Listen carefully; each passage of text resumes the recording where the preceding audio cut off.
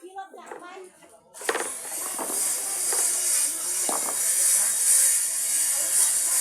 ยวจะตั้งเต้นแล้ว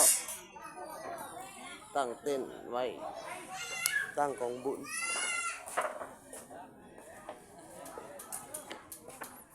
นี่จะเข้าอยู่ใน YouTube เต็มๆนะ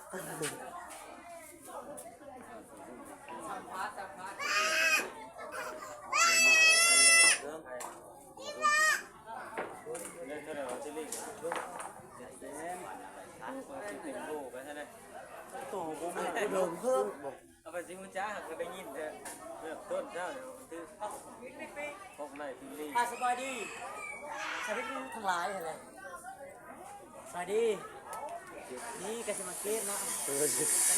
เอาสิได้ระบบแป้งนะ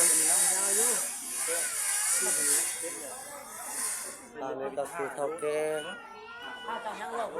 เป็นเฮ็ดเครื่องของบุญ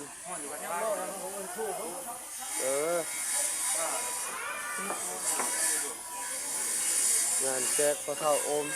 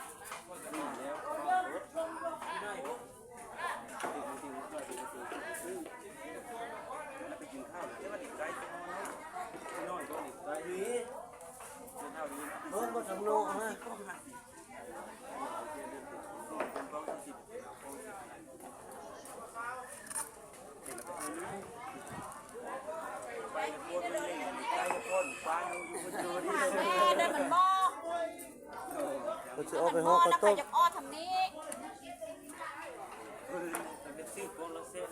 มื้อนี้คือมื้อห่อข้าวต้มมื้ออื่นเป็นมื้อตั้งกองบุญเข้าไปพุ่นเจ้าอยู่ใน YouTube เอาเนาะจับกล้อง YouTube ได้เลย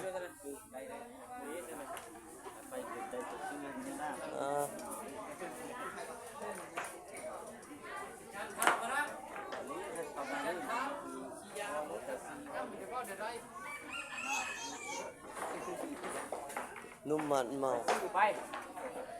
ชื่อมาให้ใส่เด้อมาบนสิบนนะ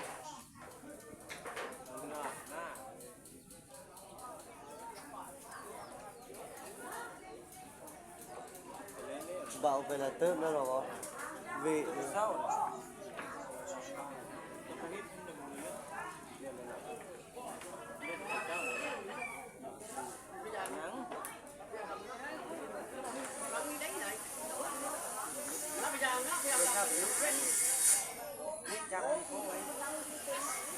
ผู้พื้นบ่อ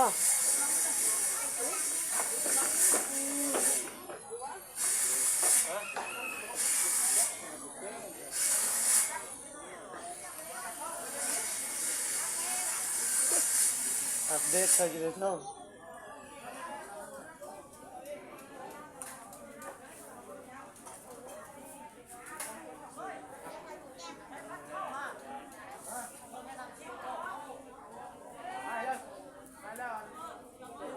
ฟิล์มฟ้านะไอ้หมด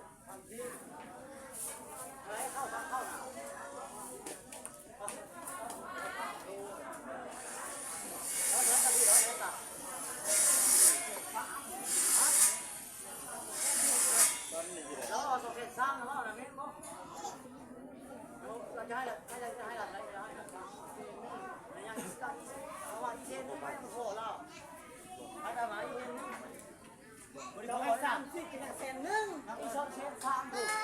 เขาเป็น3เท่านะแล้วเราไปแสนนึงให้ปลายมัน เราให้ป้ายมัน30ให้เราอยู่ตะกร้าแล้วเราจะโวยตีให้เวลา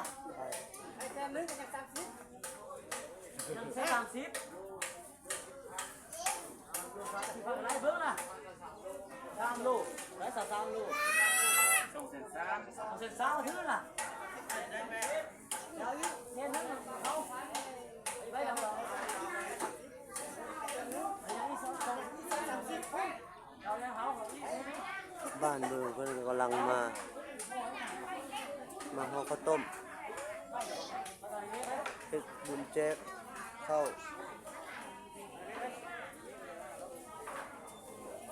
มาเบิ่งนำกันพี่น้อง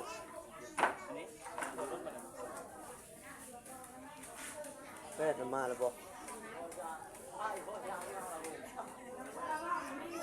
ทำเล่งของพวกเราเดินมือพี่น้อง เบิ่งเลยเด้อ เอาไปโลตั้งเรา จะไปจับแทนเลยก่อน พี่จะพี่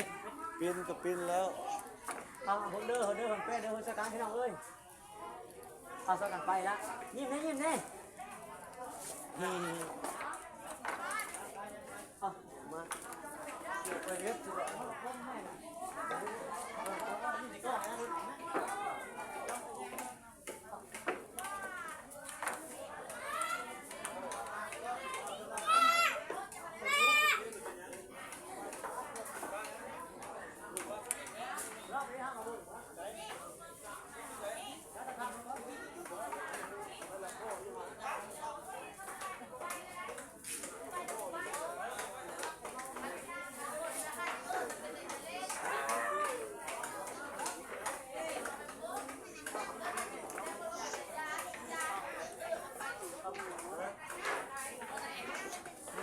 โอ้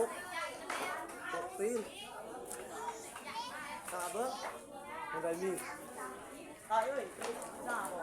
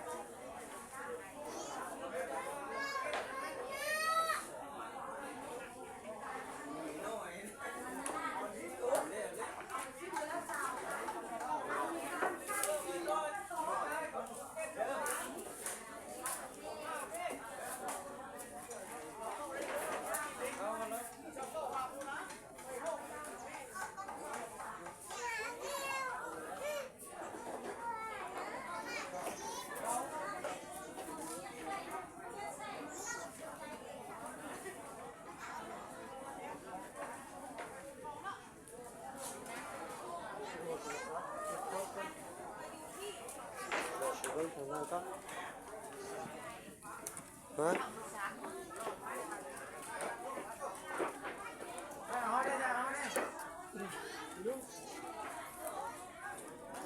ทางนี้คือไผ่เฮ็ดโคบเฮ็ดกิน อาจารย์จะไปโก้มาเด้อ สัมภาษณ์มาพี่แล้วนะ ยิ้มเน่สัมภาษณ์แล้ว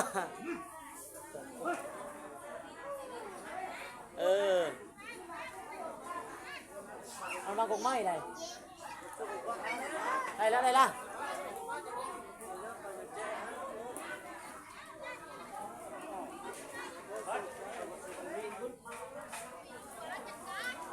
ยังขนาดเอกกินนะเอาไปคู่กับเราเอกกินเด้อ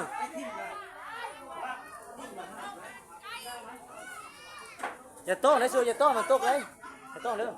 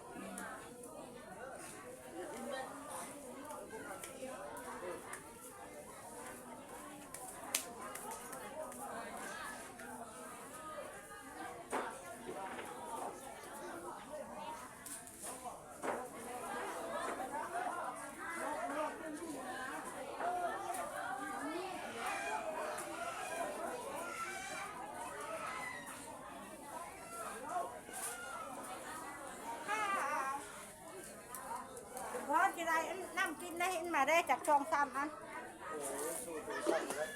ยายโอ้กินอันนั้นนะกะทินะไปที่ช่วยเอาโลที่เราไว้น้ำกินขอบแก้มาฮะนี่ก็บอก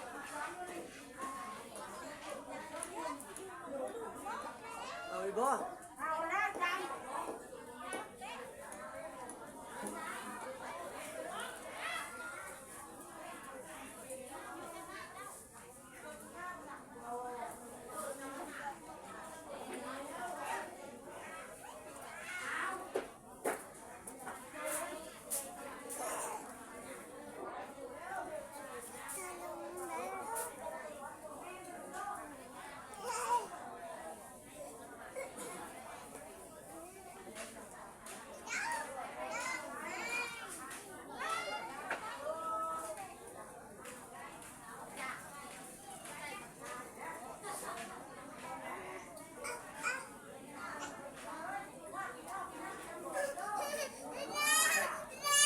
โอ้ยขาเอา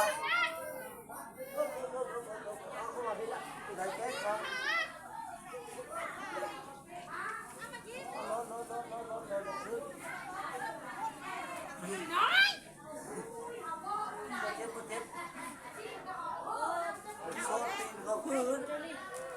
โอ้ยเศร้าแล้วเอ็งมันนี่สินะได้